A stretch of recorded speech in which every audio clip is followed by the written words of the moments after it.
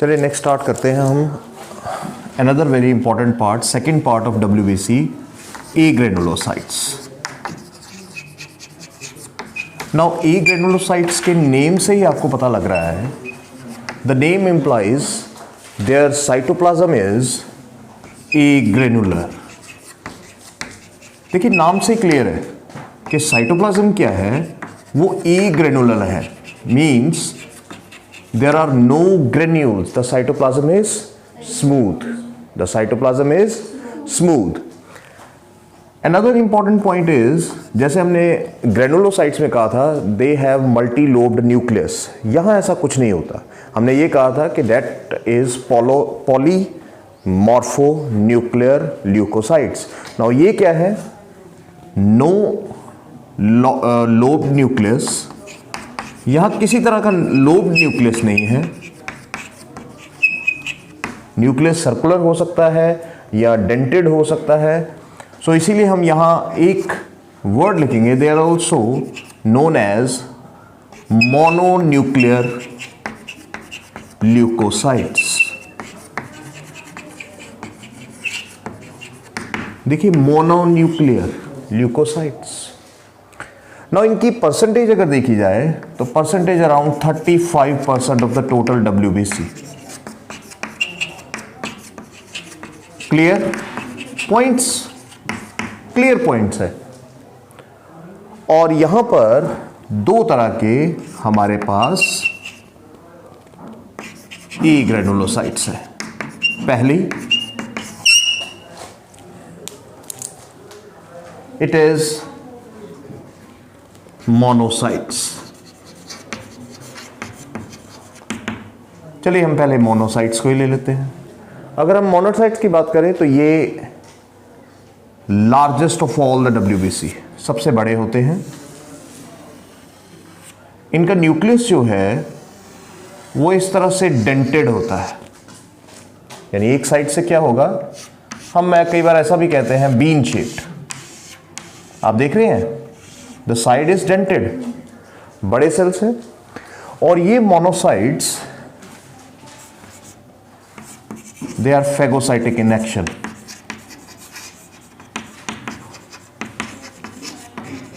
बहुत ही important point है ये, दे ईट सेल। अनदर, किसी भी बैक्टीरियल इन्फेक्शन को रोकते हैं। देखो सेल क्यों खाता है, सेल ऐसा काम क्यों करता है? देखो दो रीजन में, या तो एज सेल हो जाए, या डिफॉर्म्ड सेल हो जाए, या उसको कोई इन्फेक्शन हो जाए, उस केस में फेगोसाइटोसिस की जाती है। या कई बार ऐसा भी होता है कि सेल क्लीनिंग करता है अपने बॉडी के अंदर। अगर हमें सफाई करनी है तो हम किसी भी एजेंट का यूज करते हैं, तो सेल कौन सा एजेंट यूज करता है? सेल फेगोसाइटोसिस करता है ताकि नए पार्ट्स बन सके। तो यहां भी बिल्कुल ऐसा ही एक्शन होता है। तो फेगोसाइटोसिस मतलब कि वो इन्फेक्शन को दूर कर रहा है, वो पुराने खराब सेल को निकाल रहा है, तो ये काम करता है। तो लेकिन WBC के केस में ये याद रखिएगा कि ये कब काम करते हैं? ड्यूरिंग इन्फेक्शन और immunity providers. Another important point यहां ये आता है कि इनका नंबर जो है, काफी बड़ा सेल होता है, लेकिन इनका जो नंबर है वो नंबर क्या है? इट इज 100 to 700 पर मिलीमीटर क्यूब। और ये मोनोसाइट्स बनते भी कहां है? They are formed in red bone marrow, they are formed in red bone marrow. तो ये वहां बनते हैं और इसीलिए इनका नंबर भी एवरेज ठीक है, 100 से 700 mm क्यूब है, पर मिलीमीटर क्यूब है। और कई बार जब स्फीयर इन्फेक्शन हो जाती है, इन्फेक्शन स्फीयर हो जाती है, उस केस में ये मोनोसाइट्स आपस में फ्यूज कर जाते हैं। They fuse together and they fuse together to form, let us write down, fuse together to form large cells, या लार्ज मोनोसाइट्स कह सकता हूं मैं, large monocytes known as macrophages. They are known as macrophages. दो तरह के macrophages होते हैं, वॉन्डरिंग एंड फिक्स्ड, ये हम पढ़ेंगे। सो यहाँ क्या है, ये एक छोटा सा ब्रीफ आइडिया है कि मोनोसाइट्स क्या है, क्या एक्शन करते हैं, नंबर कितना है, इनका लाइफ साइकिल भी फ्यू टू सेवरल डेज होता है। तो ऐसा नहीं है कि ये बिल्कुल कुछ घंटों के मेहमान होते हैं, काफ़ी दिनों तक ये रहते हैं और काफ़ी हम कह सकते हैं फ्यू ईयर्स तक। Understood? Few days to few years. Then another B part is lymphocytes. यहीं पे ले लेते हैं हम। नाउ लिम्फोसाइट्स क्या है? देखिए, इनके बारे में कहा जाता है कि इनका जो नंबर है काफ़ी ज़्यादा होता है, अराउंड 30% ऑफ ए ग्रेनुलोसाइट्स। अगर हम कहें तो ए ग्रेनुलोसाइट का 30% हिस्सा, और ये लगभग 2 से 8% ही हिस्सा होता है। और अब अगर देखा जाए तो यहाँ 30% हिस्सा जब हम कह रहे हैं तो इसका मतलब है कि ये कुछ इंपॉर्टेंट सेल्स है। ज़्यादा है तो इंपॉर्टेंट है, और ज़्यादा इंपॉर्टेंट का मतलब क्या है? They form antibodies. They form antibodies, क्योंकि ये बनते कहाँ हैं? ये बनते हैं लिम्फ नोड्स में। They are formed in lymph nodes and stem cells. Stem cells are responsible, undifferentiated cells होते हैं ये। सो ये स्टेम सेल्स जो है दे फॉर्म द एंटीबॉडीज, ये एंटीबॉडीज बनाने में काम आती हैं, और इवन द लिम्फ नोड्स जहां पर एंटीबॉडीज बनती है। तो इसका मतलब ये हुआ immunity providers. They are immunity providers. 2 तरह की एंटीबॉडीज सिक्रीट होती हैं, बी एंड टी लिम्फोसाइट्स। जब हम इम्यूनोलॉजी पढ़ते हैं तो वहां हम 2 तरह के मेन सेल्स पढ़ते हैं, और वो 2 तरह के मेन सेल्स है बी एंड टी लिम्फोसाइट्स, यानी bursa cells and thymus cells. हम इनको कहते हैं bursa cells and thymus cells. अब कहानी क्या है, वो बाद की बात है कि कहाँ बनते हैं, कैसे बनते हैं, वो इम्यूनिटी चैप्टर में हम जरूर देखेंगे। अब 2 तरह के इम्यून सिस्टम बनाते हैं। बी सेल्स जो है वो एंटीबॉडी मीडिएटेड इम्यून सिस्टम बनाता है, और टी सेल्स जो है वो सेल मीडिएटेड इम्यून सिस्टम बनाता है। यानी दोनों इम्यून सिस्टम अलग अलग तरीके से काम करते हैं। तो कहने का मतलब ये है, 2 तरह के ऐसे हमारे पास ई ग्रेनुलोसाइट्स है जो हमारी बॉडी में हमें इम्यूनिटी प्रोवाइड करवाते हैं। जहां हमने पहला पढ़ा कि मोनोसाइट्स है जिनका रोल तय है, वो फेगोसाइटिक है, और दूसरे लिम्फोसाइट्स है जिनका रोल तय है कि वो एंटीबॉडीज प्रोड्यूस करते हैं। क्लियर है सारा टॉपिक? अब यहां जो लिम्फोसाइट का अगर हम डायग्रामेटिक व्यू देखें तो देखिए, ये सिंपल है, छोटे सेल्स है, और इनका जो न्यूक्लियस है वो सर्कुलर होता है। The nucleus is circular. So let me, चलिए मैं यहां भी लेबल कर लेता हूं ताकि अगर न्यूक्लियस हेयर ऑल्सो, दोनों में फर्क देख लीजिए, दोनों में आप फर्क देख सकते हो, है ना? क्लियर? सबको क्लियर है? Now let us move to the next part. This completes your second part of the formed elements, that is granulocytes and A granulocytes जो हमने पढ़ा। पहला हमने RBC पढ़ा था, दूसरा हमने WBC पढ़ा यानी ल्यूकोसाइट्स। अब तीसरा एक और फॉर्म्ड एलिमेंट का हिस्सा होता है, वो है blood platelets. Blood platelets and thrombocytes. चलिए हम देखते हैं कि ये दोनों चीजें क्या है। देखिए, बड़ी बुक्स में ये एक हम कई बार ब्लड प्लेटलेट्स को कहते हैं थ्रोम्बोसाइट्स, लेकिन लिखा भी होता है। लेकिन एक बात है कि ये याद रखिएगा कि आज आपको एक मैं डिफरेंस बताने जा रहा हूं कि दोनों चीजें थोड़ी डिफरेंट है। काम दोनों का सेम है, काम दोनों का सेम है, लेकिन दोनों का थोड़ा सा एक स्लाइट डिफरेंस है। और वो डिफरेंस क्या है? Let us understand both thrombocytes and blood platelets. अब देखिए, तीसरा हमारे फॉर्म्ड एलिमेंट्स आ जाते हैं ब्लड प्लेटलेट्स।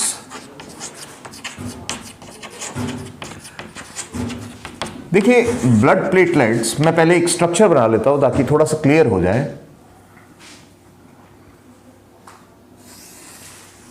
ये कुछ इस तरह से स्ट्रक्चर्स होते हैं।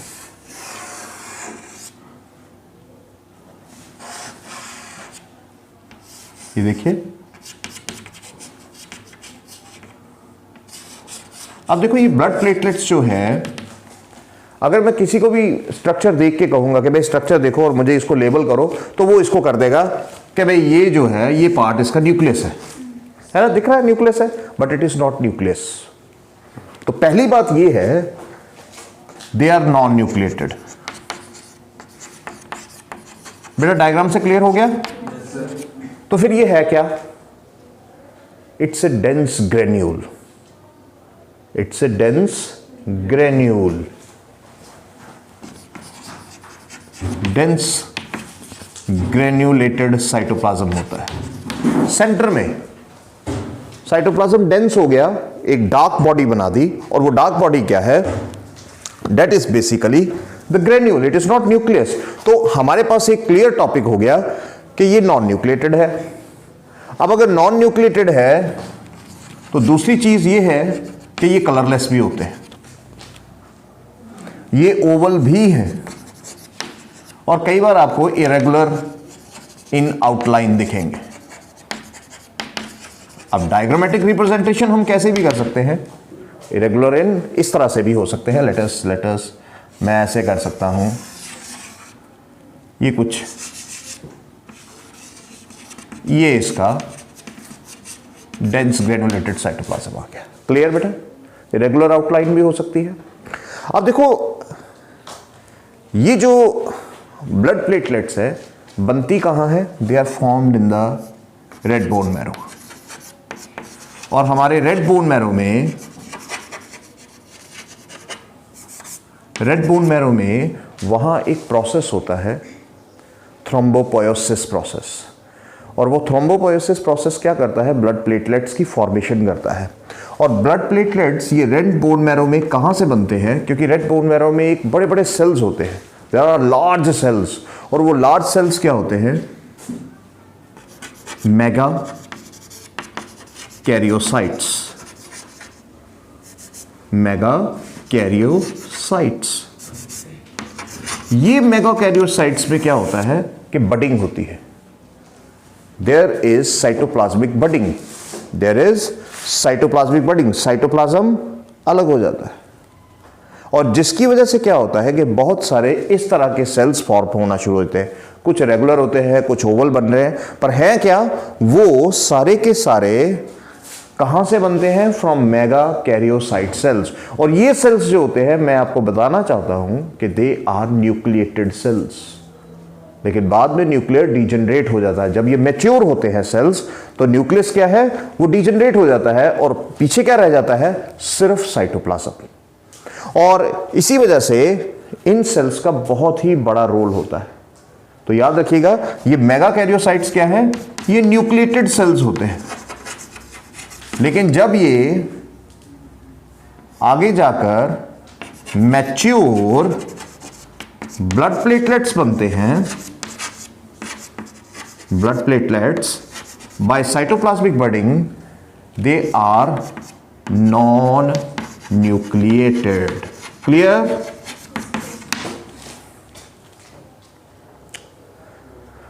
अब देखो ब्लड प्लेटलेट्स का नंबर, इनका नंबर एक हद तक रहना चाहिए, ना ज़्यादा ना कम। और अगर इनका एक नॉर्मल लेवल जो है, नॉर्मल नंबर जो है, वो नॉर्मल नंबर क्या है? वो है लगभग 1.5 लाख, यानी 1,50,000 से लेकर लगभग 4.5 लाख तक पर मिलीमीटर क्यूब ऑफ ब्लड। इतना रहना चाहिए। ये नॉर्मल रेंज है, this is the normal range. अगर इसकी रेंज बढ़ जाती है, मान लो ब्लड प्लेटलेट्स बढ़ जाते हैं, the process is known as rise in blood platelets is known as thrombocytosis. Remember this, thrombocytosis. And fall in blood platelets is known as thrombopenia or thrombocytopenia. thrombocytopenia और थ्रोम्बोपिनिया भी कह सकते हैं। अब देखिए इनका फंक्शन क्या है। ब्लड प्लेटलेट्स का फंक्शन, एक मेन फंक्शन क्या है? वो फंक्शन होता है, मैं यही लिख देता हूं, it is healing and blood clotting. यही फंक्शन है, क्योंकि ये एक क्लॉटिंग फैक्टर प्रोड्यूस करते हैं। देखो इसका नाम ही है प्लेटलेट काउंट, ब्लड प्लेटलेट। तो ये क्या करते हैं? एक क्लॉटिंग फैक्टर प्रोड्यूस करते हैं, जिसे हम कहते हैं प्लेटलेट फैक्टर, और हम इसे थ्रोम्बोप्लास्टिन भी कहते हैं। There it is also known as thromboplastin. और ये काम क्या करता है? इसका काम है healing of injuries, healing of blood vessels and blood clotting. हमें इंजरी होती है, ब्लड क्लॉट होगा, और वो क्लॉट होने में कौन मदद करता है? प्लेटलेट फैक्टर बहुत मदद करता है। आपने देखा होगा कि समटाइम्स इन डेंगू में भी सबसे ज़्यादा खतरा क्या हो जाता है? प्लेटलेट काउंट नीचे चला जाता है ना?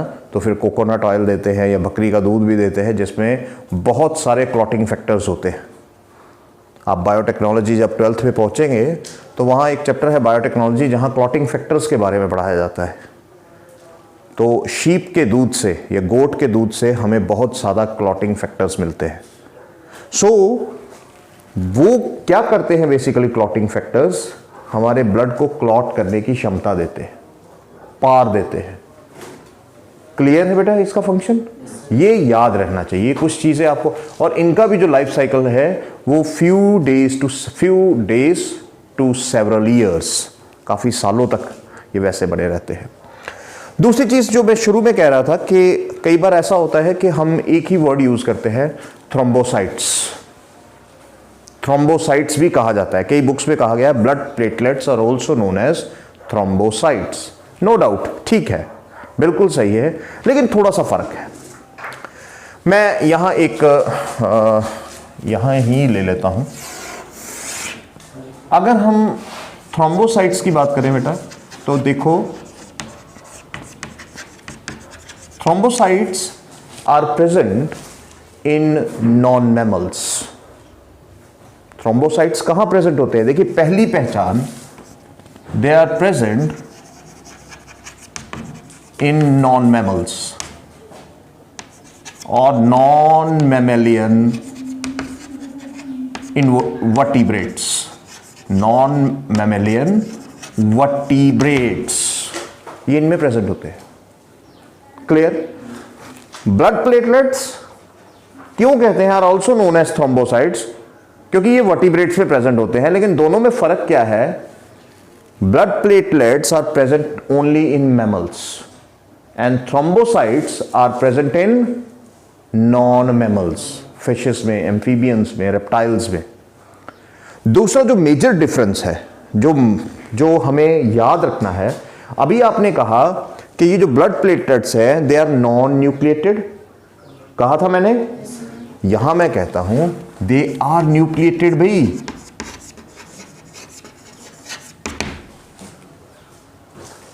दे आर न्यूक्लिएटेड और ये क्या होते हैं? Non nucleate. तो इसका मतलब हुआ कि there is a difference between thrombocytes and platelets. तीसरी चीज यहां क्या आती है? These are also known as spindle cells. Also known as spindle sales.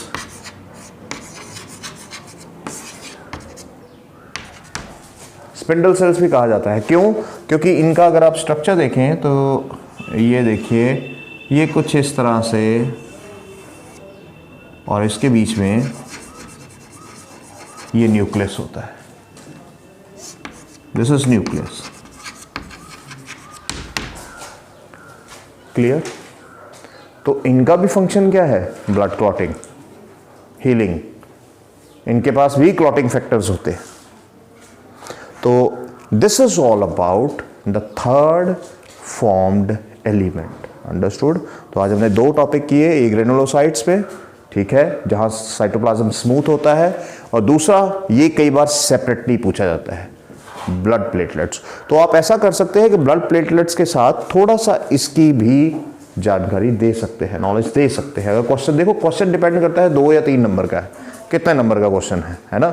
अगर 2 मार्क्स का क्वेश्चन है तो ठीक है, ब्लड प्लेटलेट्स के बारे में लिख दो, 1 लाइन उसकी भी लिख दो।